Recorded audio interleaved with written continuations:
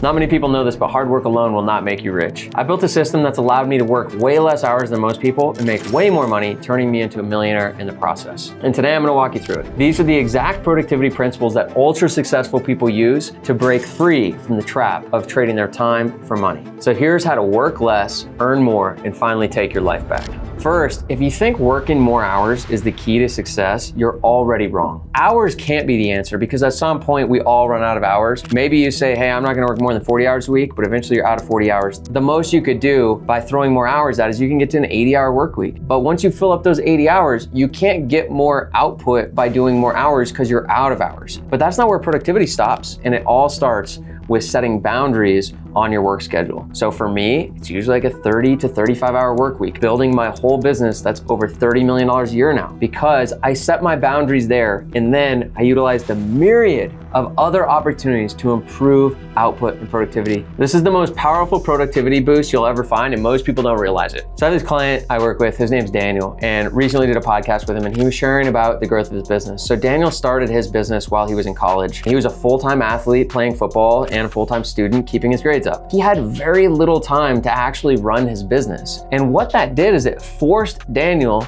to just do the most mission critical things he needed to do for his business because he simply didn't have time to do all the other stuff. The year Daniel got out of school, his business hit $860,000 in revenue. What Daniel was experiencing is called Parkinsons Law. I first heard about Parkinsons Law when I read The 4-Hour Workweek by Tim Ferriss. And Parkinsons Law basically says that a task will swell in complexity and importance given the time allotted for the task. It's just a fancy way of saying that the more time you give something, the more time it will take. In college or in high school, when you had a paper due, all of a sudden you procrastinate until the last minute, and then you jam out this huge paper the night before. So we can intentionally utilize Parkinson's Law in our work by creating boundaries. The hard part about creating boundaries is you make them up. The challenge is that most people are too willing to sacrifice. I'm just willing to work more hours. I'm willing to throw more at the problem. When the flight is leaving, you can't push the thing back because the flight's leaving without you. But what a lot of people are willing to do is, I can be late to dinner with my wife, or I can be late to get home to see my kids, or I can be late and skip the gym. So we don't relate to the boundaries we set as real boundaries.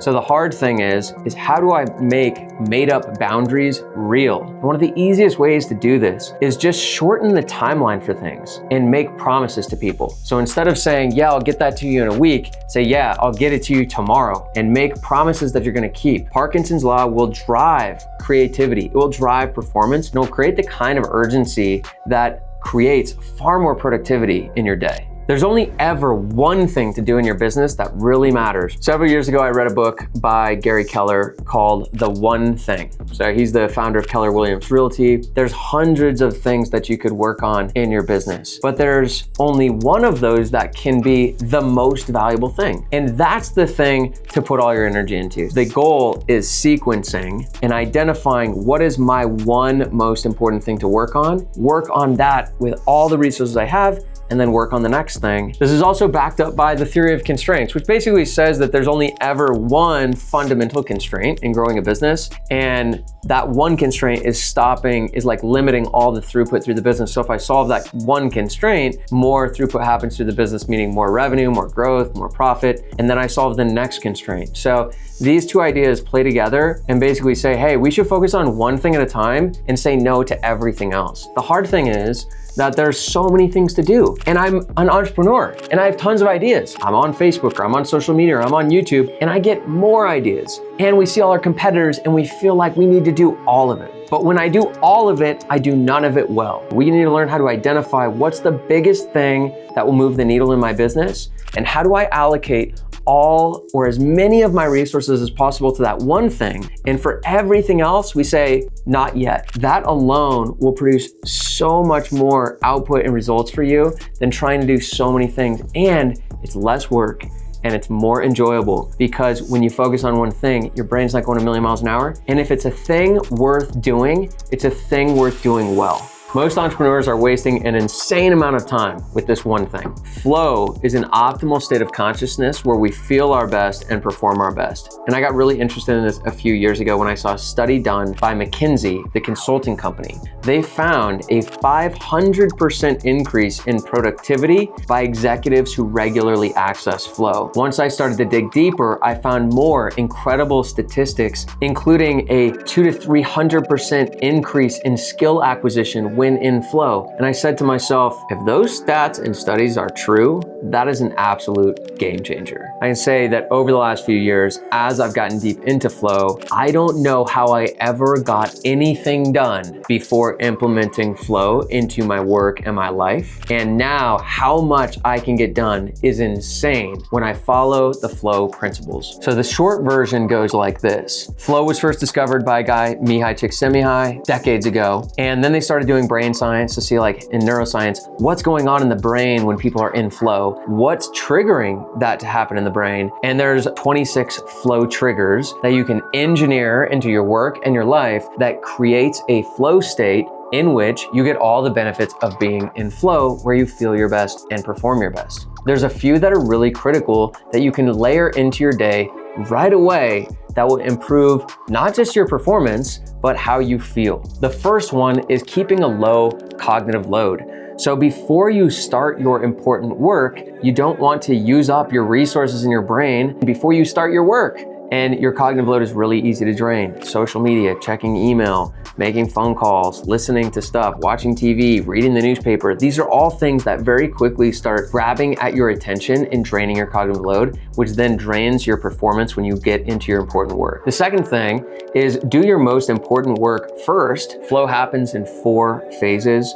There's struggle, then release, then flow happens, and then recovery is essential. The first thing you're gonna deal with is the struggle phase. The struggle phase is that thing we all understand we go through when we sit down to do hard work. It's where we can't seem to get going. And it's in that struggle phase that our brain is craving a dopamine hit. And so what do? We go and we say, all right, hold on, I'm gonna check my email quick. And we say, you know what, actually, let me just get all this stuff done. Once this is all done, then I feel ready to actually take on this big task. And by the time I get through all that stuff, I'm not up for the big task. I push it to tomorrow, and then I do it every single day. So it's important to understand that in this struggle phase, when we're getting into our most important work, that you do not check notifications, you do not check email, you do not do anything else. You just sit there and keep working through it, and that's how you start working on those most important tasks in your business. After flow, it's important that you recover. The best athletes in the world don't play the whole game. LeBron James and Steph Curry's of the world, they don't play the whole game. Why not? They're the best athlete on the court. Why would you not put your best players in for every minute of that game? Well, because they perform better on the overall when you give them some rest and recovery. You and I are not professional NBA players, but we work the same way in terms of performance, especially this mental performance for flow. So you have to give your brain time for recovery. The best recovery you get every night is your sleep. Get great sleep, but throughout your day, especially after a big task, you need to give yourself some time to recover. And recovery looks like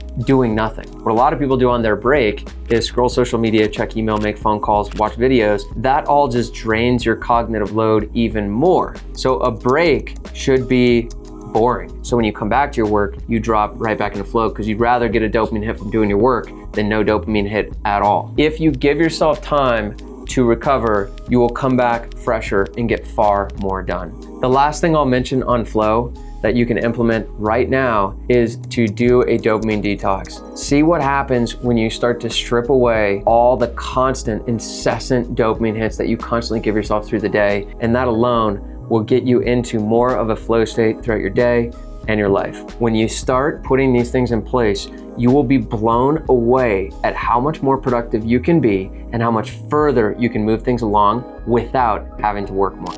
The people who win in business aren't working harder, they're using better tools. Carl's on one of my teams and he had this huge data project that he had to do. He'd never built out this kind of data and reporting structure ever before. And he, smartly, utilized ChatGPT to help him do this through ChatGPT, and he finished what probably would have taken him months and months, and I don't think he would have done it right. And he got it done in a matter of weeks, better than he could have without that resource. There are an abundance of resources available to you to do your work better, to improve your performance, and to move faster. Whether it's coaches, it's buying proven templates and systems, it's hiring consultants, it's getting a coach or a mentor, it's utilizing technology and finding the answers that are already out there. There's no shortage of answers to the problems you have. There's a shortage of people's willingness to take advantage of those resources. People massively underinvest using the resources available to solve the problems they need to solve. If you can solve that problem faster, that is incredibly valuable to you because it is by far the best investment you can make. Speed is incredibly valuable to you. If your business is on a growth trajectory, moving that up doesn't just get you that extra income next month, it moves the whole timeline up. You make an extra 5K that month and that month and that month and that month. How many problems have you solved? It's not how long you've been here. If you can only solve 30 problems because you're trying to do it all on your own, then your business will be however big it can get solving those 30 problems. But on that same timeline, if you can solve 300 problems, your business is going to be 100 times bigger because there's an exponential nature to business. So the game is speed, and universally, people just don't invest enough in resources. If you invest heavily in resources to solve your next problem and other people aren't, it's one of the easiest ways to get ahead of everybody else out there. Most people don't realize this, but if you're doing everything in your business, you're killing its growth. At this point, pretty much everyone has heard of the 80-20 principle, but in my experience, most people don't utilize it in a way that massively increases their productivity. So years ago, my business partner, Ben, he had taken over running our painting company. He had hired all these sales reps that were doing sales for him. And I did his meeting with him one day. He was still doing estimates. I said, Ben, why are you doing estimates? Because when I do estimates, we don't have to pay out a sales commission and we make a little more money on those jobs. I said, but Ben, that's why you hired sales reps, so that you can do the more important things. Like, Ben, you need to fire yourself from doing estimates because there's more important things that you need to do in the business. So the easiest way I have found to leverage this 80-20 principle is you do a really simple audit of your calendar. You simply figure out the least valuable things you do. You just stop doing them. You pay someone else to do them, or you ask someone else on your team to do them, or you automate them with some kind of automation, but you stop doing them completely, just like Ben had to finally stop doing sales completely. And then you've got all that free time, replace it with more of the most valuable things. The compounding effect of that is insane. The best systems in business don't free you instantly, but they do forever. In business, there's something called the leverage gap. The game in business is to create leverage. If you look at a $10 million company compared to a $1 million company, there's a few things that are different. Number one, the business owner has learned a lot more things at 10 million than 1 million. So learning is a form of leverage because you are investing time into learning, and now you've increased your skill set and your abilities, and you have more leverage because you have more abilities. Another form of leverage is systems. The $10 million company has more systems built, and therefore they have more leverage because they can repeat processes over and over. Another way that these companies are different is they have more people. The 10 million has more people than the $1 million company. Creating leverage is the name of the game, but creating leverage comes with a short-term cost, and that cost is called the leverage gap. Imagine that you are going to hire somebody. That's going to take time. It might take you 4 weeks to recruit someone, and then 4 weeks to onboard someone, and then another 4 weeks of training. And that's time out of your schedule to hire and train this new person. That time you could be doing sales or generating income for the business, but you're not because you're hiring this person. So you take a short-term loss while you're creating the new leverage. If you want to learn and develop your skills, you might incur a cost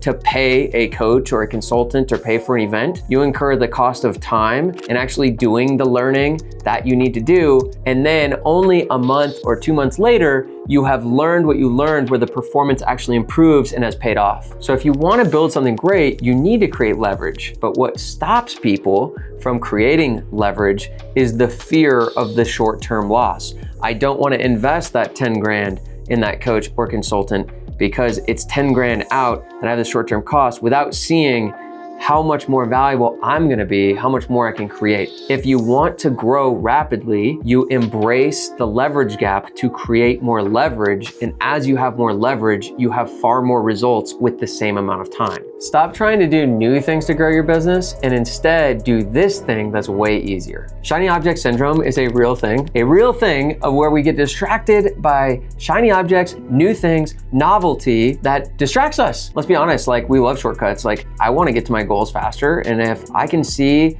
all these headlines from marketers and people trying to sell me stuff saying like, hey, we've got your overnight success, we've got your one thing. And so we're constantly being pulled by people's offers and promotions and marketing to say, hey, this is a thing that's just gonna get you there really fast. Look at this guy that got there really fast. And very quickly, our little idea notebook gets full of so many ideas and we feel like we need to execute on all of them. But as we talked about before, there is only ever one thing that is the most important thing for me to be focused on in my business. So I've created a system that helps me keep the shiny objects at bay. And it's just a little list I keep called Not Now. I just know this is what I have to do this quarter. And then in my document, I have pages and pages of ideas of what I could work on next. And at the end of this quarter, when I'm looking at the next 2 quarters, I will look at that whole list and I'll say, what is the next most important thing for me to do in my business? And all these ideas I've been collecting, can I implement any of them as a part of that next thing?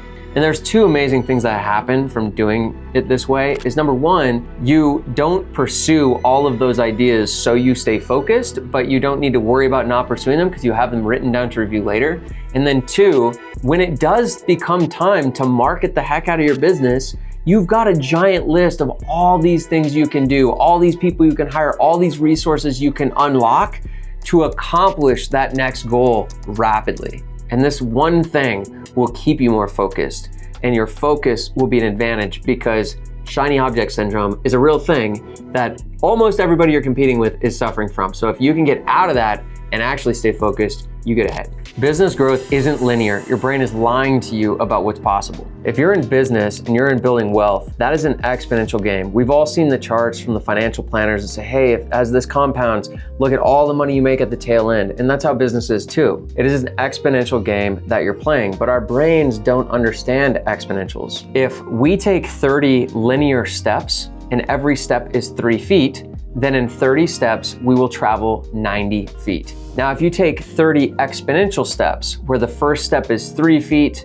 and then 6 feet, and then 12 feet, by the time you have taken 30 exponential steps, you will have walked around the earth 24.5 times. That is insane. So the way that this plays out in business is at the very beginning, we're thinking linearly. And so we say, okay, by year 1, I should be here. And you're not there because the exponential graph is going to be below the linear graph because business is exponential. It starts really slow, but then after 2 or 3 or 4 or 5 years, eventually the exponential curve catches up and goes rocketing past what you thought was possible. But in the early years, people get frustrated because the momentum is slow and the growth is slow. So most people don't stick with their business or stick with the thing they're doing long enough. So I start something new, I work at it for 2 years, I'm not getting enough results, and so I quit and I start something new, and all I'm doing over and over and over is resetting the exponential growth chart. If you want to get the amazing returns, you just have to stick with something long enough to get to the amazing returns. Darren Hardy wrote the book, The Compound Effect. He's also the founder of Success Magazine. And he wrote the book because over his career, interviewing hundreds and hundreds of super successful people, he started to see some patterns. And he realized that it's not the big things that these super successful people do, it's all these little things compounded over time. Hey, so I'll give you 2 options. I'll give you $1 million in cash, or I'll give you a penny that doubles every day for 31 days. And most people say, oh, I'll take the $1 million. Thank you very much. But that would be a huge mistake because the penny that doubles every day becomes $10 million by day 31. Because of the power of exponential growth. But the idea in Darren's book is not about how money compounds, it's about how everything compounds. It's the Snickers bar you don't eat every single day. It's the 15 minutes reading every single day. And it's these principles that compound over time that get you the extraordinary results. When you just allow these principles to work and you stick with it long enough, amazing things happen. If you like this video, be sure to check out my other video on the 4 home service businesses to start in 2025.